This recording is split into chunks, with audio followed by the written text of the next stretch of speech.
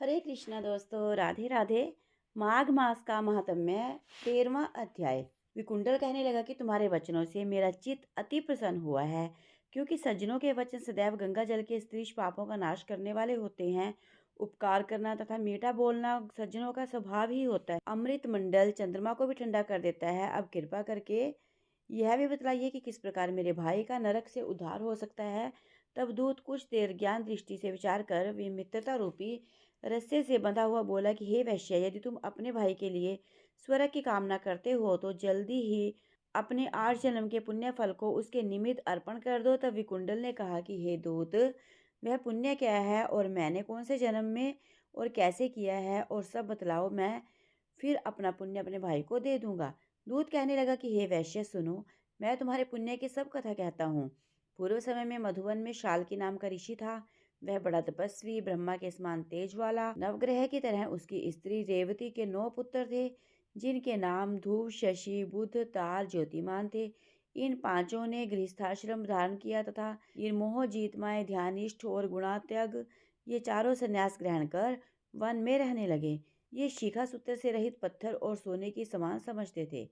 जो कोई अच्छा या बुरा उनको अन्न देता वही खा लेते थे, कोई कैसा ही कपड़ा देता वही पहन लेते थे। सदैव ब्रह्म के ही ध्यान में लगे रहते थे। इन चारों ने व्रत, शीत, निद्रा और आहार सबको जीत लिया था। बस चर अचर को विष्णु रूप समझते हुए मौन धारण करके संसार में विचरते थे। ये चारों महात्मा तुम्हारे घर आए। जब तूने मध्याह्न के समय भूखे प्यासे इनको आंगन में देखा तो तुमने गदगद कंठ से आंखों में आंसू भरकर इनको नमस्कार करके इनका बड़ा आदर सत्कार किया।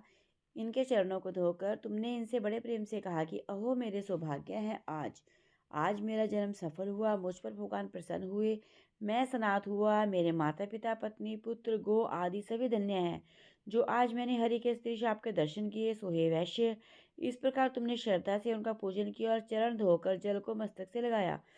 फिर विधि पूर्वक इनका पूजन करके तुमने इन सन्यासियों को भोजन कराया। इन सन्यासियों ने भोजन करके रात को तुम्हारे घर में विश्राम किया और ब्रह्मा के ध्यान में लीन हो गए। इन सन्यासियों के सत्कार से जो पुण्य तुमको मिला सो मैं भी कहने में असमर्थ हूँ, क्योंकि सब भूतों में प्राणी श्रेष्ठ है। प्राणियों में बुद्धि वाले, बुद्धि वालों में मनुष्य, मनुष्य में ब्राह्मण, विद्वानों में पुण्यात्मा और पुण्यात्माओं में ब्रह्म ज्ञान सर्वश्रेष्ठ है।